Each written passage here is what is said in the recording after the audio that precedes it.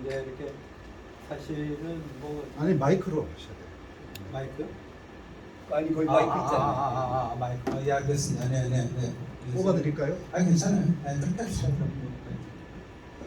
네, 오늘 날씨가 좀 많이 덥습니다. 근데 하여튼 뭐 만장이 되네요. 감사하게 생각하고요. 그리고 뭐 에어컨을 좀 틀었지만은 그것뿐만 아니라 다른 이유로 해서 방이 선선합니다. 그 이유는 뭐냐, 우리가 지성을 냉철한 지성이라고 얘기를 하잖아요. 그렇죠? 사실 오늘 그 제가 말씀드릴 내용이 쉬운 건 아니에요. 자유라는 게 보면. 그래서 이게 좀 약간 어려운 내용인데 이런 그 냉철한 지성을 가지신 분들이 오셔서 많이 선선합니다. 그렇게 저는 쪽으로 생각하고요. 그래서 이제 오늘 제가 고민을 한 게 뭐냐면은 이제 제목을 좀 잘 잡아야 되거든요. 뭐든지 제목에서 반을 제 승부를 건다고 생각하는데 기본적으로 뭐냐면 한국에서 자유주의를 어떻게 복원할 건가? 한국에 자유주의 있었나? 있었죠. 물론 약간은 미생으로 있었지만은 지난 5년 동안 거의 초토화되다 싶었는데 그래서 문재인 정부 때 초토화된 그 자유주의를 어떻게 다시 복원할 것인가 봅니다. 그리고 이제 이거는 이제 그냥 드라이한 그 제목인데 사실은 우리가 뭐냐면은 앞에 큰 제목에 이것이 제가 말씀드리고자 한 겁니다. 제가 지어낸 건 아니고요. 미제스라는 어떤 석학이 한 얘기를 제가 인용을 한 건데 무기가 아닌 사상의 무게가 저울의 기울는 방향을 정하는 겁니다. 사실 우리는 뭐냐면은 사상전에서 이겨야 되고 말 싸움에서 논리 싸움에서 생각 싸움에서 좌파를 이겨야 된다는 의미입니다.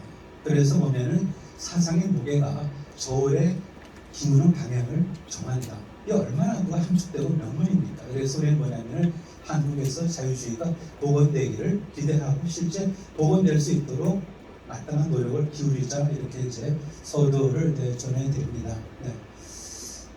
그러면 네. 전부 14것이고요. 한 50분 정도로 이렇게 진행을 하겠습니다.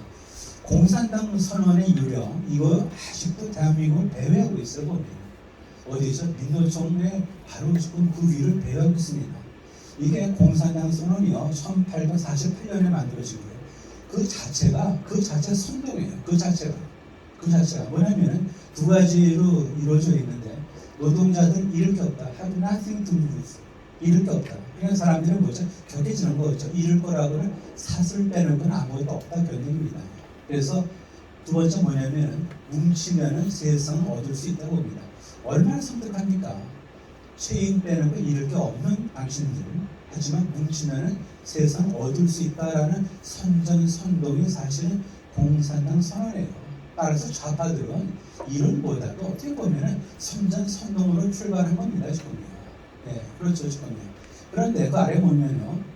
이게 이제 어떻게 보시면은 여기 이제 이게 뭐로 보였어요? 아파트랑 같아요. 모스크바에서 제가 찍은 건데 거기는 사회주의니까 브랜드가 없잖아요. 시장 브랜드가. 따라서 국가에서 책임을 지니까 국가에서 만들어진 것 같은데 보면은 이 한 블록이 거의 보면 한 800m 이상 돼요. 엄청 길어요.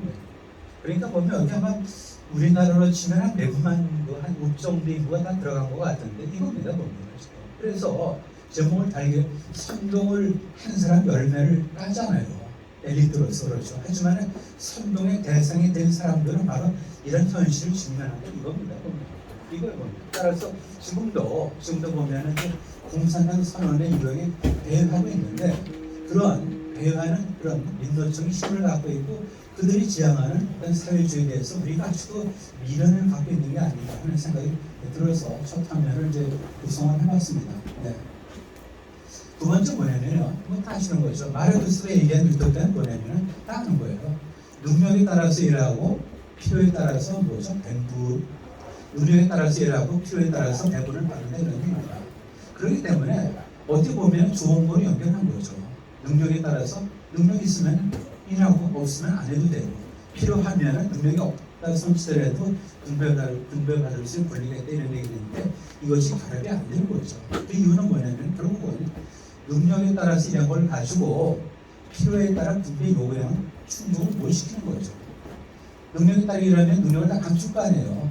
자기가 이거 할 수 있어 라고 얘기하면은 그만큼 자기 일이 많아지기 때문에 할 수 있음에도 불구하고 할 수 없다라고 얘기를 할 거고 또 하나 뭐냐면은 필요에 따라서 분배를 받는다 하면은 필요를 과장을 하겠죠.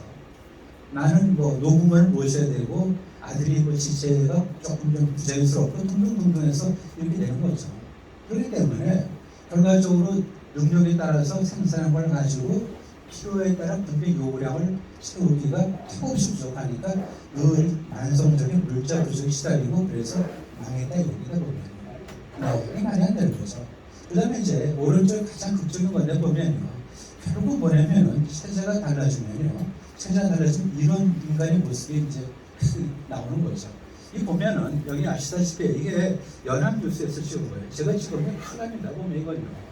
어떻게 보면 체제 비하가 되기 때문에 연합뉴스에서 얘기한 거를 그대로 제가 이제 가져왔는데 보면은 이 삼각형이 보이실 거예요. 세 명의 그 코를 연결하면 어떻게 보면은 이 양쪽은 뭐죠? 사실 한국, 미국이기 때문에 다른 이제 분포죠. 그러나 가운데는 뭡니까? 이 연결되는 건데 전혀 차이는 없습니다. 결국 뭐냐면은 사회주의 어떤 이상형을 따라서 체제를 갖다가 운영한 나라 한참 지나다 보니까 이런 결과가 나오는 거죠. 그래서 칼로리 차이가 결국 뭡니까? 어디서 그 차이가 나오는 거죠? 체제의 차이에서 칼로리 차이가 나온다 이렇게 이해를 잘 하시면 되겠습니다. 네. 그 다음에 이 자유주의가 무지가 어려워요. 내 마음대로 할 수 있는 건 자유주의다. 그렇게 생각하면 안 되는 거죠. 원본이 깨지는 거죠, 보면요.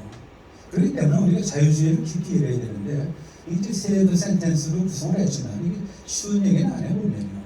굉장히 노력을 해서 이제 이걸 편집을 했는데 나중에 집에서 혹시 이제 관심 있으시면은 이걸 다운받으셔서 보시고 한번 읽어보세요, 보면요. 여기 보면 공통적으로 뭐가 들어왔습니까?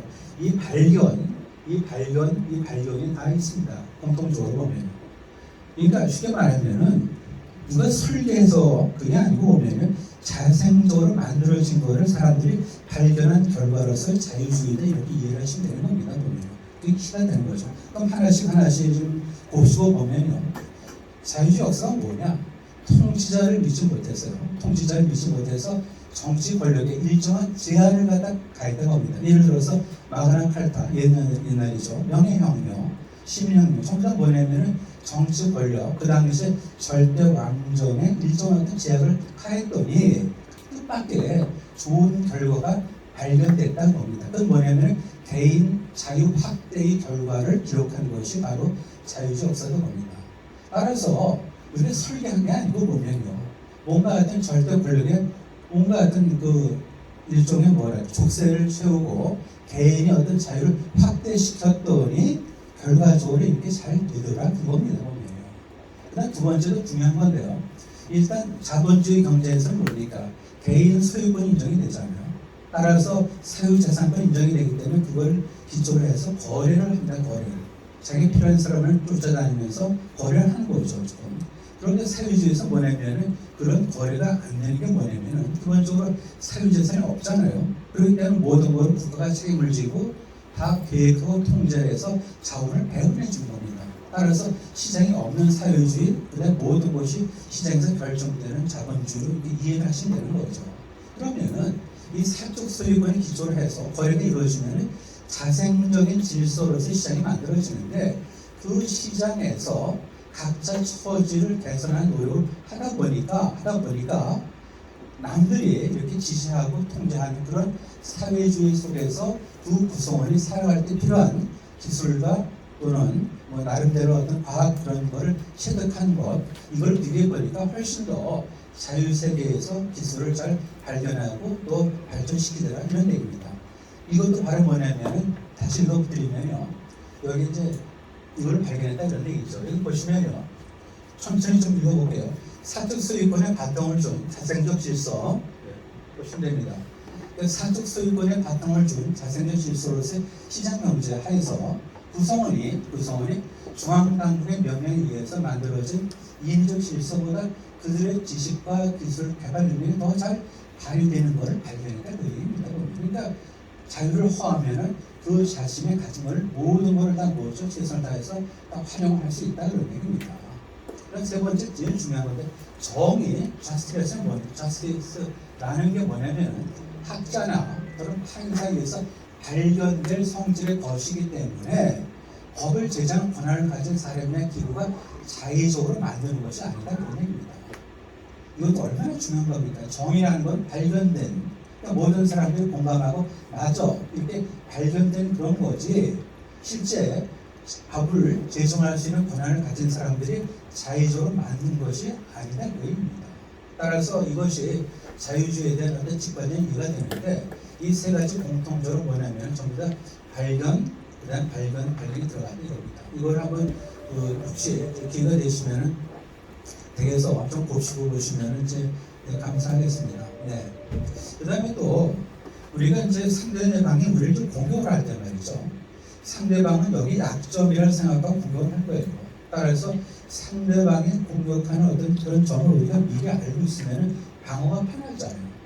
그런 면에서 자유주의에 대해서 어떤 오해를 갖다가 쉽게 할 수 있는가를 갖다가 좀 정의를 해봤습니다. 이것이 네 가지가 좀 되는데요. 이겁니다. 봅니다. 자유주의 하면 쉽게 말해서 유상계급, 돈을 가진 사람이죠. 기업가, 자본가, 그 사람들이 이걸 갖다 우선적으로 존중하는 것처럼 보이지만은 사실은 자유주의는 특정 집단이 아닌 모든 이의 복지를 향상시키고자 한 최초의 정치 운동이다 이런 얘기입니다. 지금도 우리가 많이 이제 오해를 하는 게 있는 자를 보호하는 게 자유주의 아닙니다. 그러면은요 예를 들어서 있는 자는 늘 있습니까? 아니죠. 노력이 부족하거나 또는 잘못 판단은 나락으로 떨어질 수 있는 거죠. 반대로 처음에 뭐예요? 사실은 부하게 태어났지만 노력해서 이렇게 올라갈 수 있는 사람들이 있지 않습니까? 그렇다면은 신분 이동이 올라갈 수 있고 내려갈 수 있고 그런 세상이기 때문에 어떻게 처음부터 금수저만 계속해서 물고 그 금수저를 갖다 끝까지 유지하는 사람들을 보호하는 그런 자유주의가 아니다 겁니다. 모든 사람들에게 뭐죠? 사고의 폭을 넓히고 행동 반경을 넓혀주는 그런 의미로서의 모든 일을 위한 복지 향상시키는 최초의 정치 운동으로서의 자유주의다. 이겁니다. 보면. 그다음 또 하나 우리가 이거를 좀 보셔야 되는데요. 기본적으로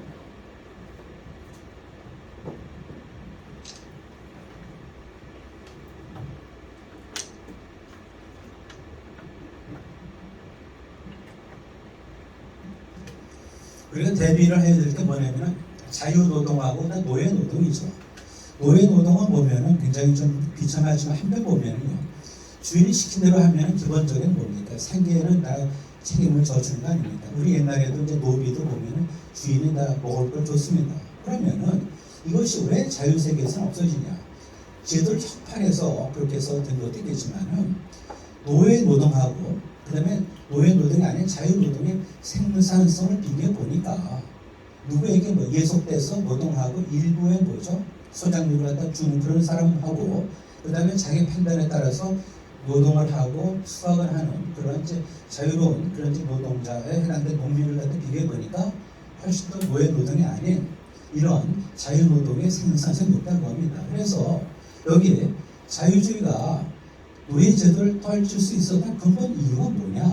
그건 뭐냐면은 자유 노동이 노예 노동과 비교할 때 비교할 수 없을 정도로 생산적이다 그런 얘기예요. 그래서 사회 구성 모두에게 번영을 가져다 주기 때문에 그렇기 때문에 자유주의가 뭐예요? 자유노동을 기초로 해서 그 사회를 발전시켰다 이렇게 되는 겁니다. 또 하나 뭐 자연법 계몽주의가 어려운 얘기인데요. 그런데 하여튼 뭐 그렇다 치고 여기서 이제 자연주의자는 뭐냐 신의 어떤 질서를 그대로 받아들이고 신으로부터 받은 자연권적인 어떤 권리를 존중하는 사람들을 얘기하는 거죠. 여기 보면 자유주의자들은 모든 인간이 신 앞에 평등함으로 모든 이에게 같은 양의 정치적, 시민적 권리를 주어야 한다고 생각했습니다. 이건 맞는 얘기예요. 그리고 그렇게 또 행동을 했고요. 모든 인간은 신 앞에 평등함으로 모든 이에게 같은 양의 정치적, 시민적 권리를 주어야 된다고 생각했습니다. 그런데 이것이 어떻게 오해가 되느냐? 이거는 동일한 능력과 재능을 가진 평등한 인간으로 오해를 하면 안 되는 거죠. 양쪽 차이를 보세요. 모든 인간이 신 앞에 평등하다 겁니다. 지금요. 하지만 동일한 능력과 재능을 가진 평등한 인간으로 태어났다고 생각하면 그 받아들이는 순간에 공산주의로 넘어가는 거죠. 그거는 전혀 아니다 겁니다. 만약에 동일한 능력과 재능을 갖다 가진 평등 인간이라면 아무것도 안 해도 그 위치를 갖다 누가 지켜주는데 그게 중앙당국이 그걸 지켜준다 생각하니까 공산주의로 빠져들어가는 거죠. 그다음 또 하나 아주 인문적인 표현인데요. 인간은 유일무이한 존재다 그런 얘기예요. 유일무이한. 예를 들어서 성적 안에도 보면은 지문이 다르다고 지문이 그죠? 형제간에도 다르죠 보면. 그래서 인간은 자연의 공작문을 나설 수가 다시는 똑같은 것을 만들지 않는다는 도저히 지켜진 세상의 유일무이한 존재로서 인간이 있는 겁니다. 보면. 그렇기 때문에 사실은 개인이 왜 존중돼야 됩니까? 지금 바로 뭐예요? 유일무이한 존재죠. 세상에 태어날 때 다시는 또 똑같은 것이 만들어지지 않는다는 도저히 찍힌 상태로 태어난 존재이기 때문에 인간이 뭡니까? 이게 이제 기본적으로 이제 존엄하다 그런 얘기죠. 그래서 사후적, 물리적 평등이 아닌 사전적 기회의 평등 개념으로 우리가 봐야 되는 거고요. 인간의 평등을 인생의 평등으로 오해하면 안 되는 거죠. 인간이 평등합니다. 분명히. 그렇지만 인생이 평등한 게 아니죠. 따라서 이런 것들을 상대방이 공격을 해오는 것을 잘 생각하고 나름대로 이걸 우리가 그 맥점에서 짚어서 방어를 하는 것이 필요하다고 이제 봐지는 거죠. 네, 그렇습니다. 그 다음에 이게 또 왜 자유주의인가? 행동을 할 때 뭐 내 멋대로 하면은 뭐 내가 마음대로 흔들어. 그냥 편하게. 이렇게 해서는 우리가 얘기를 할 수 없는 거죠. 그 다음에 뭐 자유에는 뭐 책임이 뭐 수반된다. 이렇게 또 고답적 얘기해도 또 안 되는 거죠. 따라서 우리는 왜 자유주의자여야 되는가? 우리가 왜 자유주의를 신봉을 해야 되는가에 대해서는 좀 철두철미하게 좀 깊이 생각을 해야 돼요. 그걸 좀 정리해 놨습니다. 이런 거죠, 보면. 여기 보다시피 인간의 구조적 무지가 자유를 필요하게 한다. 이게 무슨 말입니까? 인간의 구조적 무지가 자유를 필요하게 한다. 생각해보세요. 만약에 전지전능한 사람이 있다면 얼마나 편합니까? 전지전능한 사람이 있다면 그 사람이 하는 대로 따라오면 되는 거죠. 그렇지 않습니까? 전지전능한 신이 있다면 그 신의 계시에 따라서 감이 되는데 이거는 정비의 세계지 현실에서의 세계는 아니잖아요. 보면. 따라서 전지전능한 사람이 없기 때문에 모든 것이 본인이 거기서 출발하는 겁니다. 지금. 그래서 뭐냐면 이성에 한계 있기 때문에 자유주의자가 된다 이 얘기입니다. 쉽게 말하면 남이 절대적으로 완벽하기 때문에 쫓아올 사람이 없기 때문에 그러면 내 생각 완벽하냐? 그렇지 않기 때문에 사람들한테 뭐죠? 생각을 하게 하고 결과를 책임지게 하고 조금씩 발전하게끔 하는 그런 의미에서 자유를 허용했는데 이겁니다. 그 아래 있는 건요. 구조적 무지라는 건 이거는 제가 한 얘기가 아니고 하이가 한 얘기인데요. 영어로 하면 inevitable ignorance가 되는 거예요. 자유 이면에는 인간의 구조적 무지가 있다고요. 우리가 모든 걸 안다면 바꿔 말하면 인간 이성이 완벽해서 모든 걸 추론해서 다 알 수 있다면은 또는 완벽한 전지전능자에 있어가지고 그 사람이 하는 대로 쫓아갈 수 있다면은 우리는 그냥 남이 시키는 대로 하면 되는 거죠. 근데 그게 아니기 때문에 우리는 판단을 해야 된다고 판단을. 따라서 자유를 누리는데 그 대신 뭐냐면 그 이면에 우리는 겸손해야 된다. 이것이 다 포함이 되는 겁니다. 그 다음에 사회주의에서 뭡니까? 거기서는 국가가 그러니까 계획당국이 만들어진 신이 되는 거죠. 만들어진 신으로서 전지전능하다고 여기는 겁니다.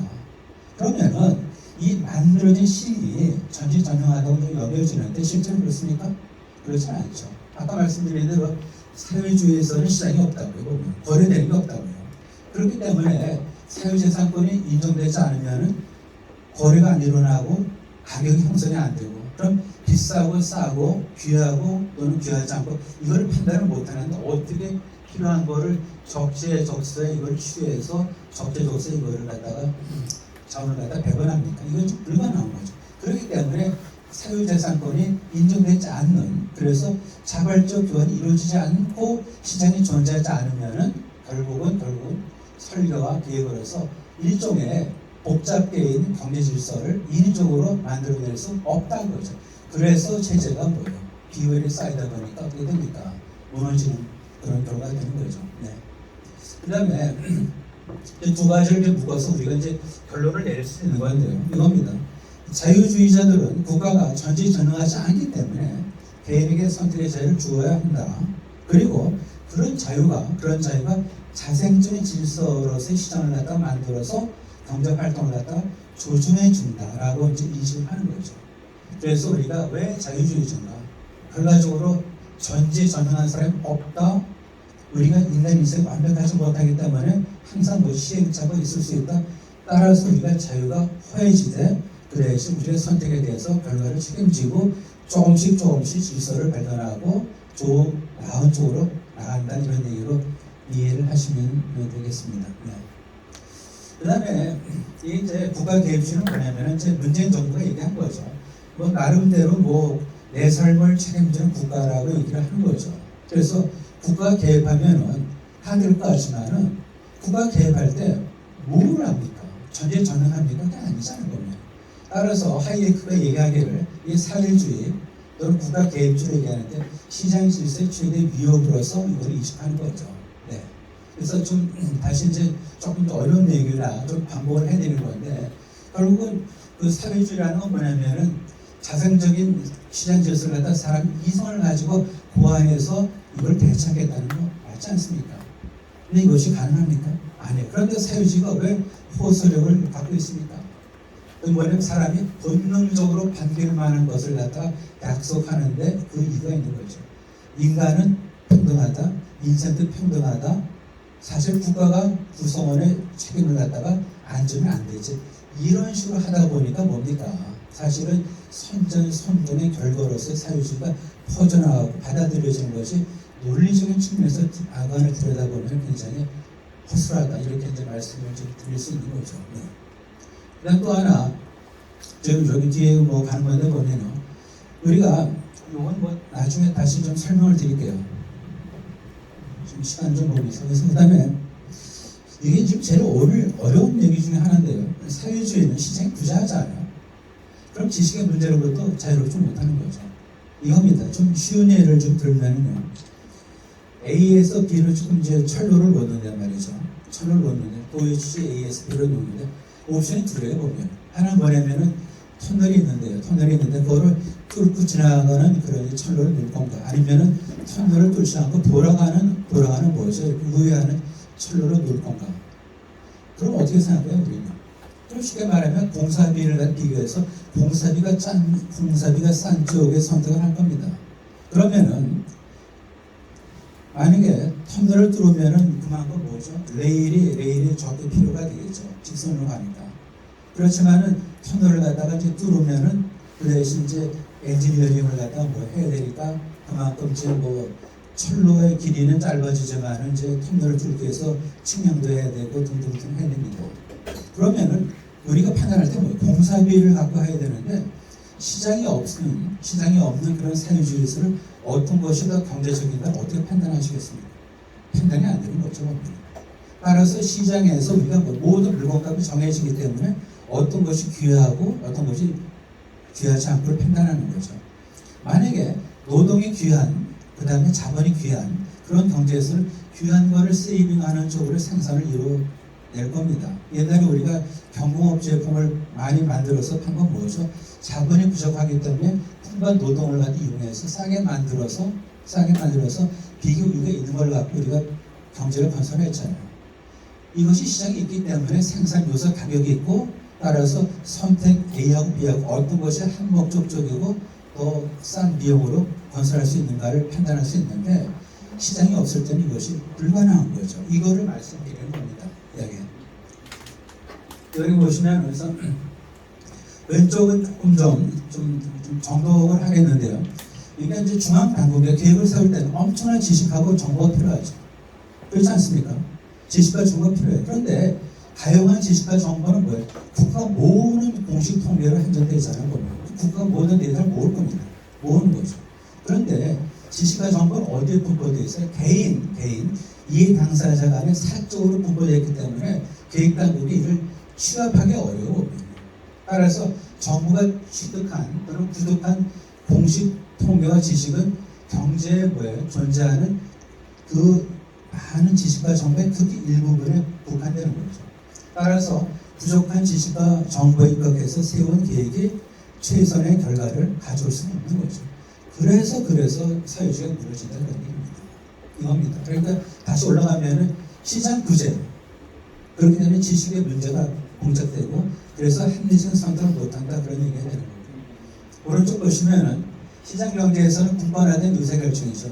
국가가 지시해주는 게 아니죠. 자기가 판단을 하는 겁니다. 그렇기 때문에 경제 주체는 현장에 있는 경제 지시를 모아서 가장 항목적인 그런 선택을 하는 거죠. 그렇기 때문에 그때 필요한 지식과 정보가 잘 활용이 된다. 그 다음 또 하나, 지식과 정보가 가격 기구를 통해서 경제 주체 간에 빠르게 확산된다. 이것도 대단히 중요한 얘기입니다. 이걸 생각해 보세요.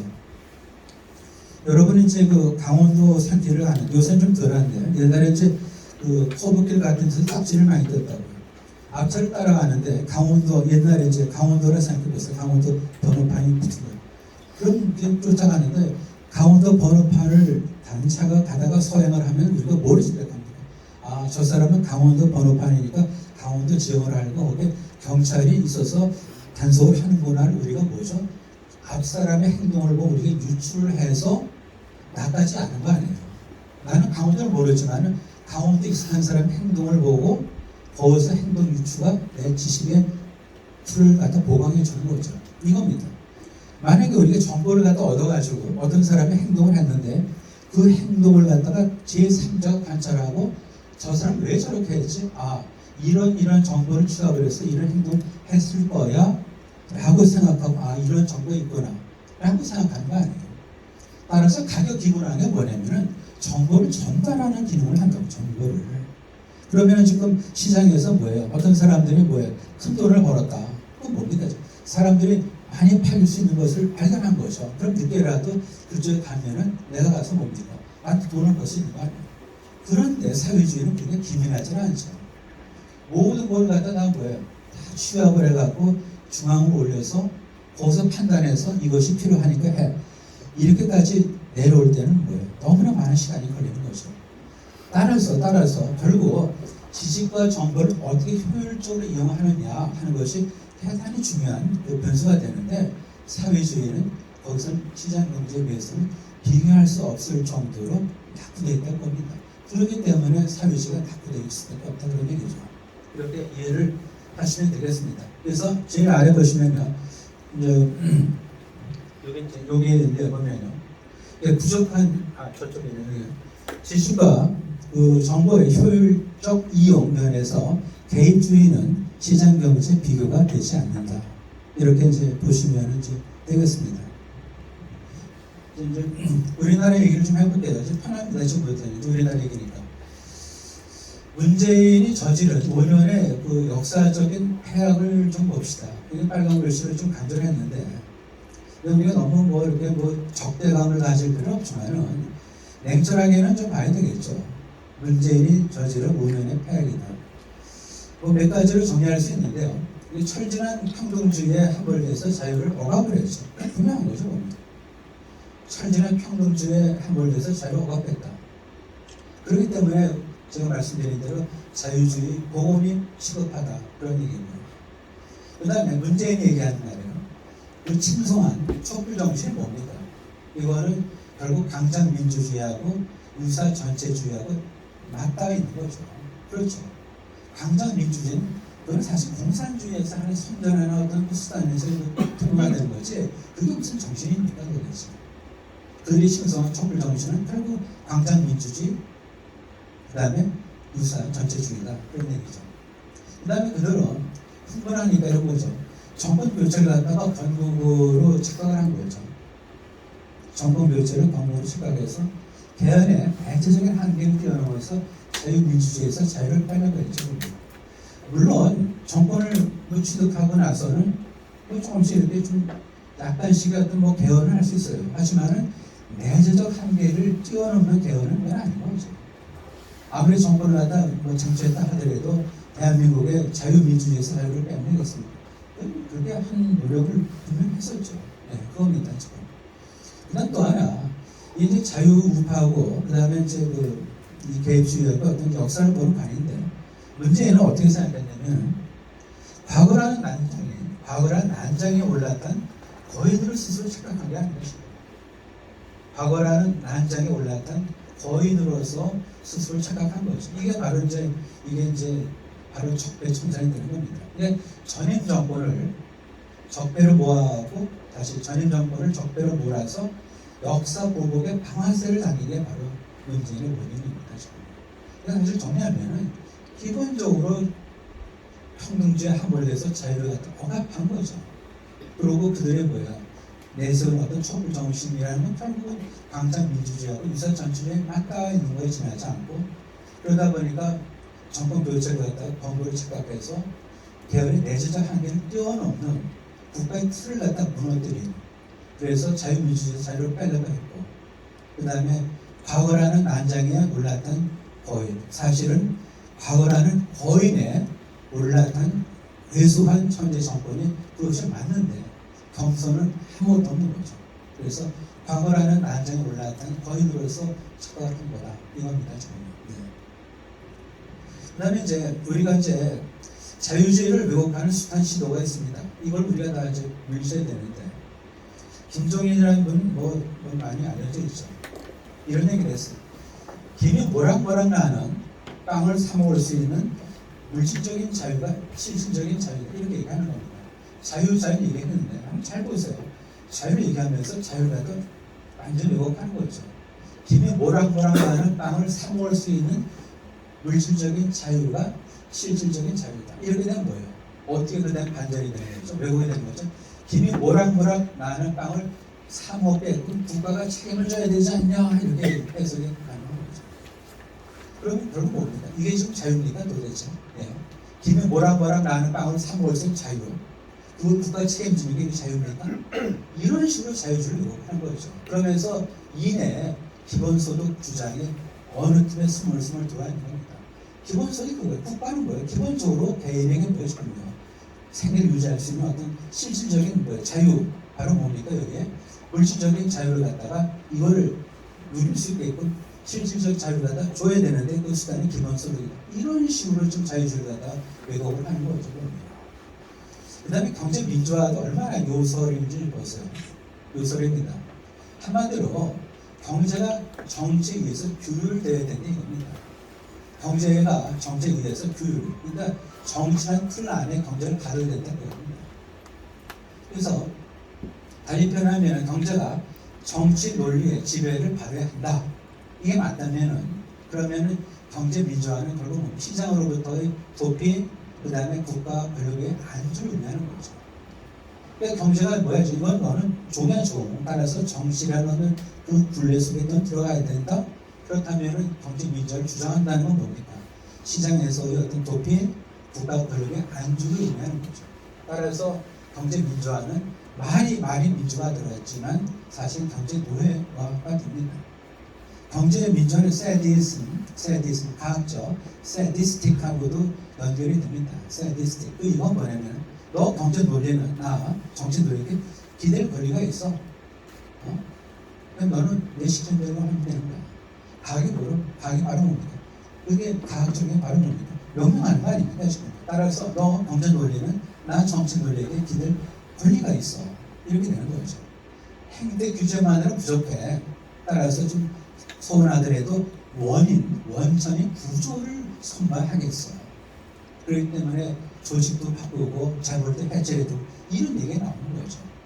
이런 것들 전부 다 뭡니까? 이게 자유, 그 다음에 뭐 민주 이런 이름으로 지금 다 들어오는 그야말로 우리가 자유주의를 왜곡하는 숱한 시도들 우리가 깨우치고 이거를 이제 막아야 된다 이런 얘기를 이제 드리는 겁니다.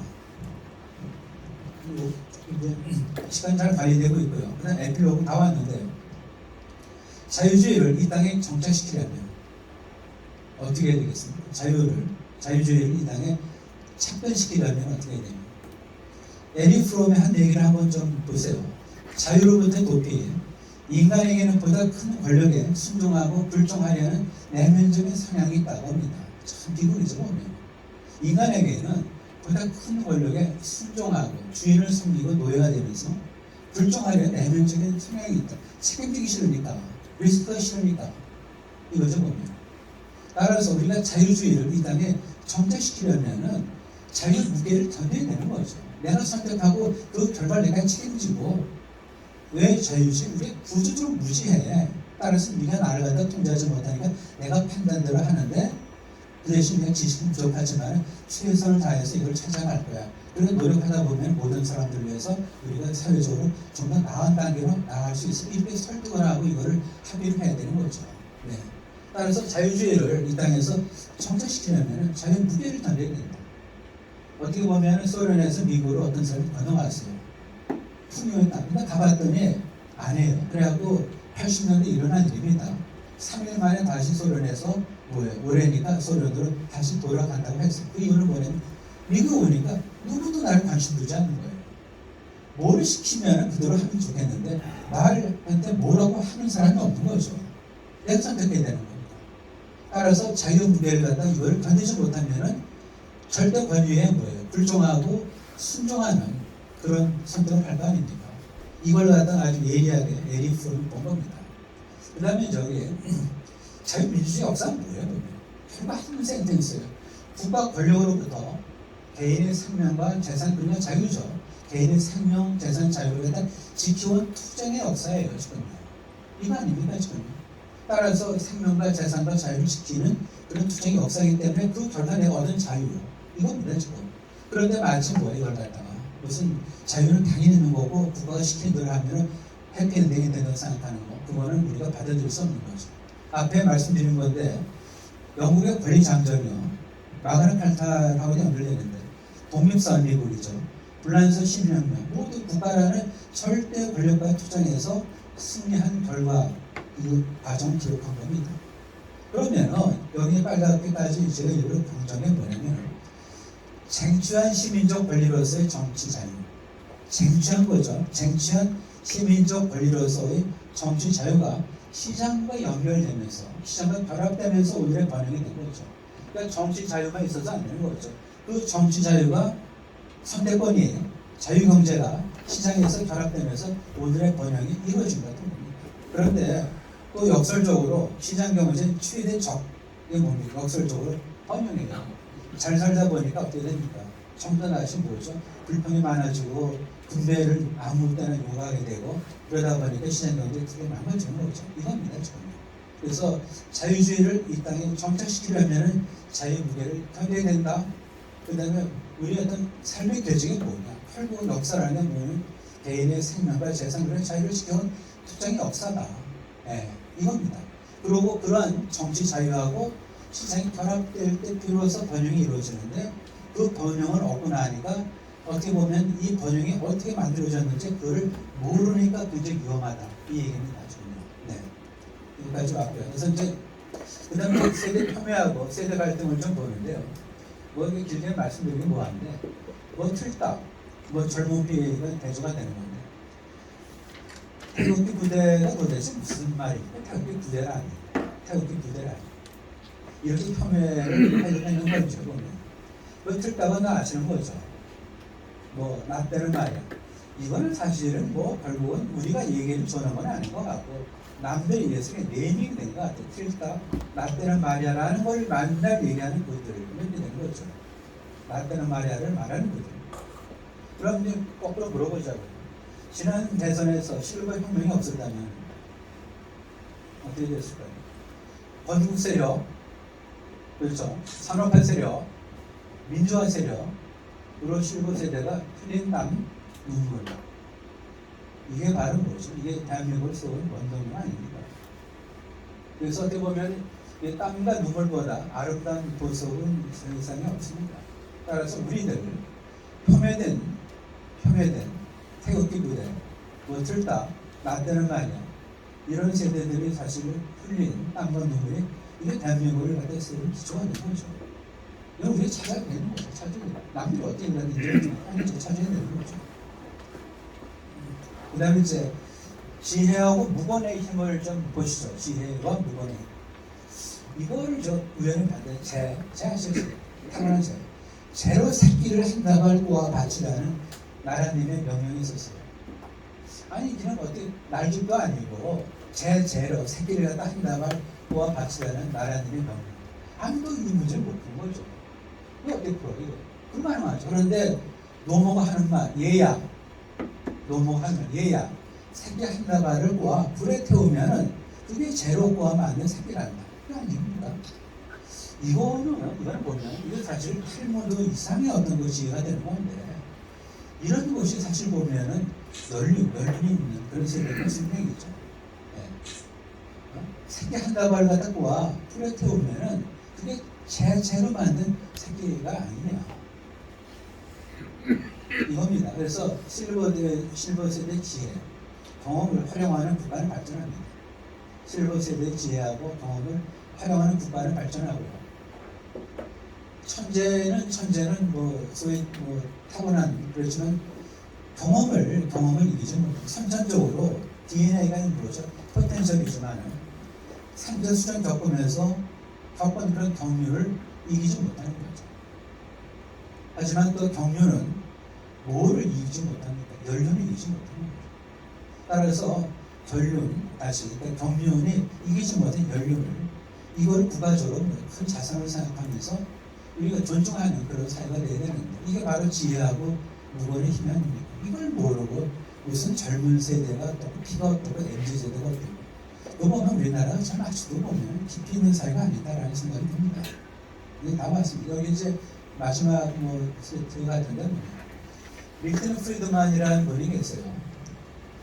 우리가 알 때 이제 되게 오해하기를 자유주의 자본주의의 위대한 업적은 뭡니까? 이런 얘기하죠. 재산과 부의 축적입니다. 그렇다면 밀턴 프리드만은 아니죠. 밀턴 프리드만은 그 이성을 보는 사람이죠. 자본주의 업적이 뭐냐? 재산과 부를 축적한 것 그게 아니고 시장 참가자에게 제공한 그들의 능력을 넓히고 발전시키며 향상시킬 기회를 준 것이 바로 뭐냐면 자본주의 위대한 업적이다. 이게 바로 자유주의 아닙니까? 시장 참가자에게 제공한 그들의 능력을 넓히고 발전시키며 향상시킬 기회를 준 것이 향상시킨 결과를 준 건 아니잖아요. 우리 기회를 그렇게 생각해야 되는 거 아닙니까? 토크비 우려를 한번 우리가 다시 한번 좀 이때쯤에서 평등하지만은 평등의 자유 우선하면은 다수에 의한 폭정백이 유발되지 않습니다. 평등은 뭐 자유에 우선하면은 결국 다수에 의한 폭정을 유발한다. 이게 뭡니까? 오른쪽에 이제 이게 굉장히 압축적인 그런 그림인데요. 월스트리트 저널에서 분석한 혁신과 경제 성장인데 이 혁신은 뭡니까? 경제 자유 신장의 산물이에요. 자유를 허하다 보니까 경제 자유가 신장되다 보니까 이런 혁신이 일어나고 이런 혁신의 궤적을 따라서 우리를 끌어올린 거죠. 여기 보시면은 이 빨간 선이 쭉 내려가는 거 어디겠습니까? 이거 어디로 생각하세요? 이게 대공황. 이거 보세요, 보면 여기. 수금기 1877년, 그래서 전화기 1879년, 백열정부 1879년, 뭐 이런 것들이 전부 다 뭡니까? 이런 것들이 다 뭐예요? 이 끌어올리는 거예요. 지금. 그리고 여기 또 뭡니까? 이건 뭐로 그랬어요? 디젤 엔진, 그렇죠? 그 다음에 이제 모델 T는 여기 있죠? 1907년에 모델 T, 이런 거. 그 다음에 진공관, 그 다음에 페니실린, 사람을 구한 거죠. 그리고 이제 툭 꺼졌습니다. 이게 대공황이죠. 원자로. 산업용 로봇, 이게 1961년. 그 다음에 레이저, 트랜지스터, 그 다음에 뭐죠? 여기 이제 MRI, 자기 공명 장치겠죠, 그렇죠? 자기 공명 장치. 그러니까 M은 마그네틱 레조넌스, I는 뭐가 이미지. 그래서 인터넷, 아이패드 이게 나오는 거죠. 그럼 여기 보면은 여기 무슨 양극화 이런 얘기 하는 거 있습니까? 아니에요. 이는 뭡니까? 발명품들은 뭐예요? 세상에 불을 흔들어 놓은 거예요. 이걸 발명한 사람이 떼돈을 벌고 이런 기술이 확산되면서 경제가 레벨업되면서 그렇게 우리 여기까지 온 겁니다. 지금.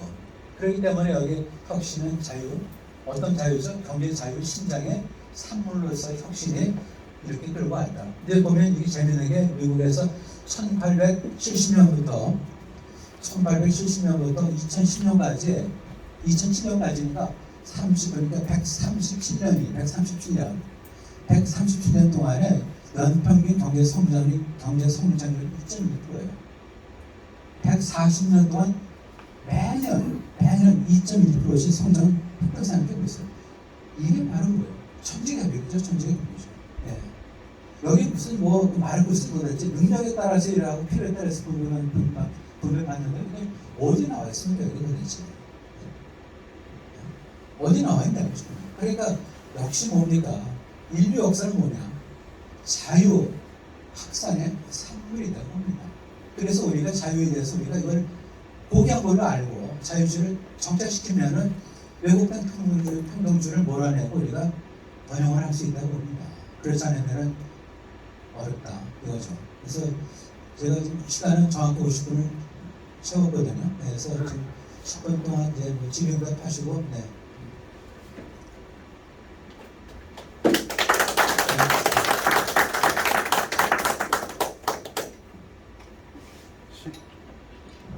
시작을 5시 정각에 안 하셨기 때문에 10분 일찍 압축 강의해 주신 겁니다. 예, 우리 청중들께서 질문 있으시면 질문 좀 해주시고 또 나중에 또 2부에 고영주 대표님 강의 끝난 뒤에 또 종합 질문도 있긴 합니다.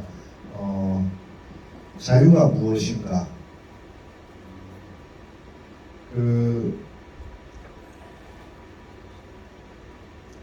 자유를 왜곡을 하고 그 자유를 왜곡하면 그리고 평등을 주장을 하면 다수에 의한 폭정이다. 그게 바로 지난 5년 문재인 정권 우리 겪었죠. 오늘 그 내용도 나왔습니다.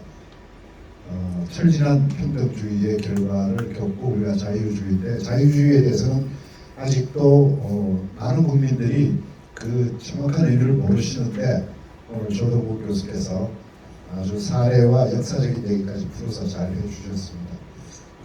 그럼 제가 5분 정도만 조금 빨리 끝냈다 하니까 이 자유가 사실 쉬운 개념은 아니거든요. 이렇게 생각해 보세요. 우리가 뭐 강제가 없는 것이 자유다 그렇게 생각하시면은 그게 약간은 좀 1차원적인 얘기예요. 그러면 이렇게 너 마음대로 해. 그런데 그 자유를 갖다가 감당하지 못하고 절대 권위에 귀속하잖아요. 그게 이제 에리프롬 얘기하고 그런 거. 그 다음에 이제 김정일이 경제 너는 뭐야? 좀 길들여줘야 돼, 정치에. 따라서 규율을 받아야 돼. 그러니까 경제 너는 나한테 기댈 권리가 있어. 이런 식으로 그걸 길게 묘미하게 이거를 교착화 만드는구나. 꽈서 말이죠. 그러면은 두 가지를 보셔야 돼요. 왜 자유가 필요하냐? 절대적인 신이 안 계시다고 그러죠. 그런 절대 능력자가 있으면 얼마나 편합니까? 그냥 따라하면 돼요. I will follow him. 근데 그런 사람이 없어요. 그러니까 선택이 뭐죠? 두 가지입니까? 하나는 계획이 다시 하나는 뭡니까? 중앙당국이 계획당국이 되는 거죠. 만들어진 신으로서 모든 것을 설계하고 그 다음에 이걸 통제하는 나를 따라오라 하는 거죠. 또 우리가 던지는 질문이 그럼 당신이 판단하는 그 정보는 어디서 구합니까? 그거죠. 당신이 판단하는 그 정보는 어디서 구합니까? 거기 말문이 막히는 거 아니에요. 그러면 결국은 뭡니까? 결국 이제 시장에 있는 어떤 정보를 모아야 되는데 사회주의에서는 시장이 없잖아요. 따라서 생산 요소 가격이 없다고요. 그럼 이것이 비싼지 싼지 철근이 만약에 비싸면 철근을 절약하고 건물을 질 거라고요. 그렇죠? 그 대신 이제 콘크리트의 강도를 높이는 다른 방법을 찾겠죠. 그런데 이런 식으로 정보를 구하지 못하는데 어떻게 그 설계하는 걸 우리가 따라가지? 물어보면 그대로 적어야 될 거 아니에요. 드러나는 거 아닙니까 지금? 그래서 왜 자유가 필요하냐?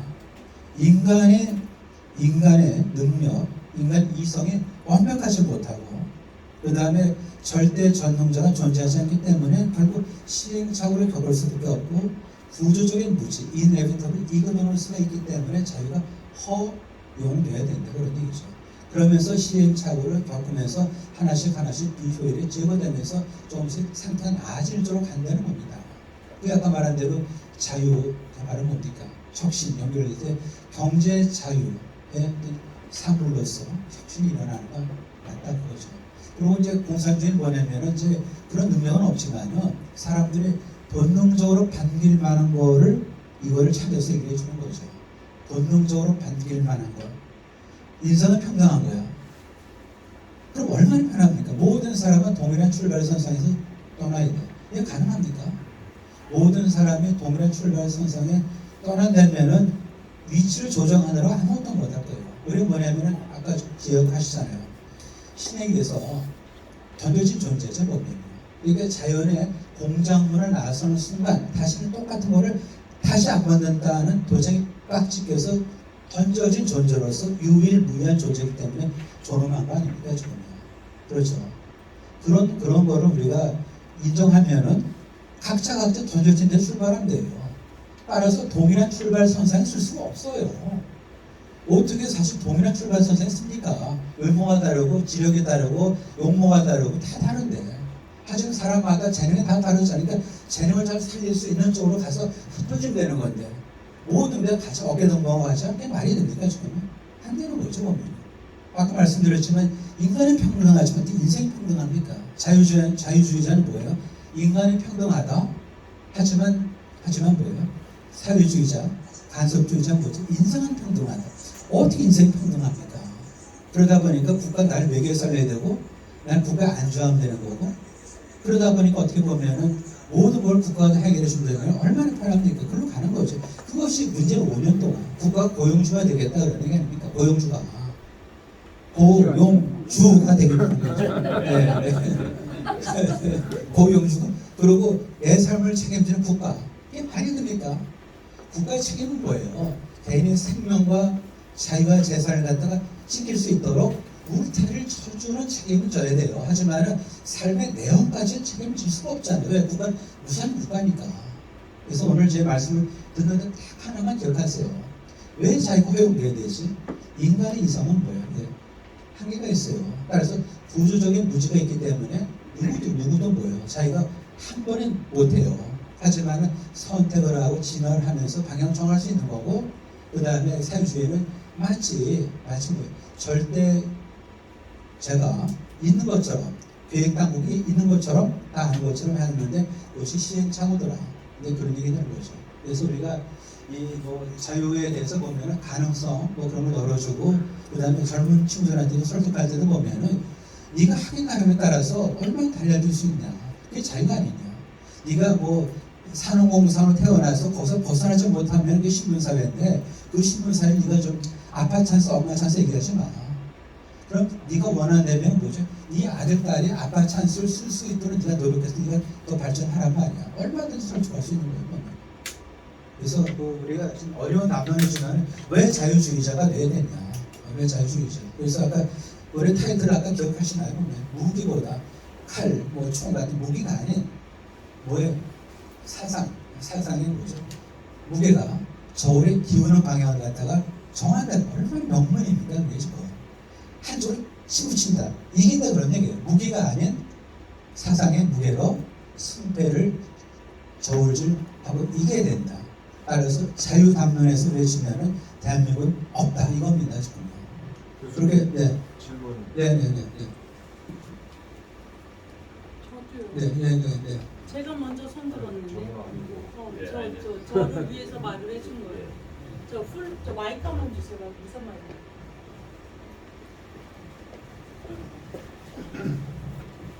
지금 자유가치가 중대하고 자유가치에 의해서 번영과 혁신이 가능하다는 것은 자명한 사실이고 모두가 합의하고 있는 사실입니다. 근데 지금까지 조동근 교수님께서 말씀해 주시고 설명해 주신 부분에는 자유주의, 리버럴리즘, 자유주의, 리버럴리즘과 자유가치와 그리고 또한 자유민주주의 세 가지는 다 제각각 다르다라고 저는 알고 있습니다. 자유가치와 자유주의가 혼용되면서 저는 우리 청중이나 우리 국민들이 오해를 하시고 자유주의에 경도될까 우려되는 마음에 질의와 코멘트를 지금 시도하고 있는 것이고요.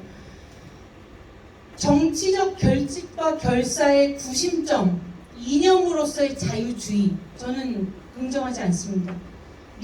지금 자유 가치에 대해서도 정확하게 인지하지 못하는 국민들이 대다수이고, 대한민국 자유민주주의 체제, 시장경제 체제의 혜택을 이렇게 많이 누렸음에도 자유 가치에 대한 개념도 정립되어 있지 않는 국민들에게 공산주의의 반대는 자유주의 아니죠. 공산주의는 생산 양식에 대한 규정이기 때문에 공산주의의 반대는 자유주의가 아니라 자본주의입니다. 민주주의의 반대가 공산주의가 아니고 민주주의의 반대는 전제 정의인 것처럼요. 그렇기 때문에 지금 가치의 미덕을 내세우면서 자유주의에 대한 미덕을 혼용해서 사용되는 것의 위험성에 대해서 저는 인지를 하고 있어서 이런 마이크를 들면서 여러분들께 말씀을 드려보는 것이고요. 여러분들께서 분명히 아셔야 할 것은 자유 가치, 프리덤, 리버티, 자유, 그 가치는 중대하고 번영을 가능하게 한 것이지만 자유주의, 리버럴리즘과 자유 가치는 동일한 것이 아닙니다. 그래서 마지막으로 제 코멘트의 마지막은 리버티와 프리덤, 적극적 자유와 소극적 자유에 대해서 교수님은 어떻게 정의 내리고 계신지에 대한 질문으로 마치겠습니다. 네, 그 좋은 얘기 하셨는데 보면 우리가 참 적극적 자유, 소극적 자유, 그거만큼 자유 본질 저는 이렇게 생각해 보면 그냥 고전적인 자유주의가 제일 맞습니다. 그게 맞는 거예요. 로크부터 출발해가. 나중에 그걸 갖다 뭐 리버럴리즘 하면서 리버럴이 그게 보면은 번역을 하면서 보면은 사실은 애매해지거든요, 보면은. 그러니까 진보 쪽에서 자유란 진보 쪽에서 자유란 얘기를 갖다 쓴다고요, 보면요. 네? 진보 쪽에서 자유란 얘기 쓰는 거 잘못된 거죠. 그러니까 우리는 뭐냐면은 웬만큼 해서 그냥 고전적 자유주의에서 나가는 게 맞고요. 그러다 보니까 또 신자유주의를 왜곡을 하고, 그렇죠. 그래서 뭐 심지어 보면 워싱턴 컨센서스에서 뭐 규제 완화, 무슨 뭐 패권 이렇게 하고 잠깐만 변질되는데 자유주의 본류를 찾아봐요. 본류를. 그것이 나는 자유주의를 생각해요. 본류를. 그게 정치에서 얘기하는 뭐 그런 거. 그러니까 잘못하면 그 PC 같은 것도 굉장히 조심스럽게 얘기를 해야 되는데 우리가 얘기는 나온 김에 보자고요. 리버럴리즘에서 얘기하는 그겁니다. 오바마 좋은 얘기예요. 아니 어디 아메리칸에 보면 다 크리스찬이냐? 그건 아니지. 아랍에서 온 사람도 있고 말이지. 그렇다면은 그 사람들한테 기독교를 강요할 수는 없잖아. 따라서 해피 할로데이가 맞는 거지. 메리 크리스마스는 아니야. 이렇게 얘기를 한 거 아닙니까 지금. 그게 이제 리버럴리즘에서 왜곡도 그렇게 되는 거예요. 그래서 그런 자꾸만 끼어들지 말고 우리가 얘기하는 뭐냐면 본래 의미의 고전적인 자유주의, 그러니까 자연법과 계몽주의에 의해서 입각한 인간의 어떤 생득적인 어떤 그런 신으로부터 권리를 인정받고 자기 범위 내에서 최선을 다하는 그런 고전적 자유주의 스테이하면 충분해요. 더 이상 저 잘 모르겠어요. 교수님 한 가지 질문이 있습니다. 네, 아까 그 말씀하신 네. 그 김종인 있지 않습니까? 네, 네, 네. 그 사람이 좌파 우파 왔다 갔다 하던 그 정치인을 말씀하시는 건가요? 뭐 김종인은 아까 그 맥락에서는 사실은 우파의 옷을 입고 완전히 좌파적인 그렇죠, 뭐, 그렇죠. 그렇게 그 사람 맞단 말씀이죠. 네. 그러니까 그 사람한테 뭐 그게 참 큰 돈이죠. 그러니까 분명히 자기 우파라고 그러는데 껍데기 우파인데 생각 좌파예요. 좌파죠. 아까 얘기해 보세요 보면요. 그러니까 김에 뭐랑 나는 빵을 갖다 먹을 자유가 필요하지 않냐? 굶는 것도 자유냐? 굶는 건 자유가 아니라는 거죠. 따라서 김에 뭐랑 나는 빵을 먹을 실질적인 자유가 있어야 되는데 그 자유는 국가가 책임져야 된다? 그럼 이미 국가가 들어가서 물질적인 어떤 뭐 자원 배분에 좀 개입을 한다는 거 아닙니까 지금요? 그런 식으로 좀 자유가 무지무지하게 지금 이게 뭐랄까 이게 완전히 엉망이 된 겁니다 이게. 그리고 경제 민주화를 뭐가 왜 붙입니까 지금? 아까 말한 대로 경제 너는 정책 기대할 권리가 있어. 너는 정치하는 대로 그냥 따라하면 되는 거야. 그거 아닙니까? 옛날 김정일이 이게 뭐냐면 삼성 그런 내버려 두면은 정치 권력을 잡아먹기 때문에 규율을 해야 된다 그런 얘기죠. 절대로 경제 권력이 정치 권력을 넘지도 못하고 잡아먹지도 않아요 지금요. 그런 식으로 이간질을 하다 보니까 그렇게 지금 분란이 나는 거 아닙니까? 아까 기억나세요 보면은 왜 공산주의 사유주의가 납득이 됩니까? 처음에 인간이 반길 만한 걸 골라서 얘기를 잘해요. 인간이 반길 만한 걸 잘 골라서 얘기하는 거죠. 예? 그리고 또 뭐 예를 들어서 보면은 뭐 장기가 거래되는 인간 장기 거래되는 그런 시장 그 어떻게 우리가 그걸 받아들였냐? 따로 관이 들어가서 그걸 갖다가 질서를 잡아 이렇게 얘기하는 장기가 거래되는 건 뭐냐면 사람이 나쁜 거지 시장이 지금 무슨 의사결정 주체가 아니잖아요. 지금 뭐 이런 게 지금 한두 가지 아닙니다. 지금. 그래서 아까 우리 임지연 변호사 말씀하신 대로 하여튼 뭐 정치적으로 이렇게 오염된 건 우리가 선을 긋고 제가 말씀 자연법 그다음에 계몽주의에 입각한 고전적 의미의 자유주의의 자유 끝. 그래서 네. 아주 기초적인 내용부터 아주 고급적인 자유의 정의까지 임지연 변호사까지 가세해서 아주 유익하고 수준 높은 강의가 됐습니다. 다시 한번 조덕근 교수님한테 박수 한번 감사합니다. 우리 또 대표님께서 강연을 해주시는 거예요. 예.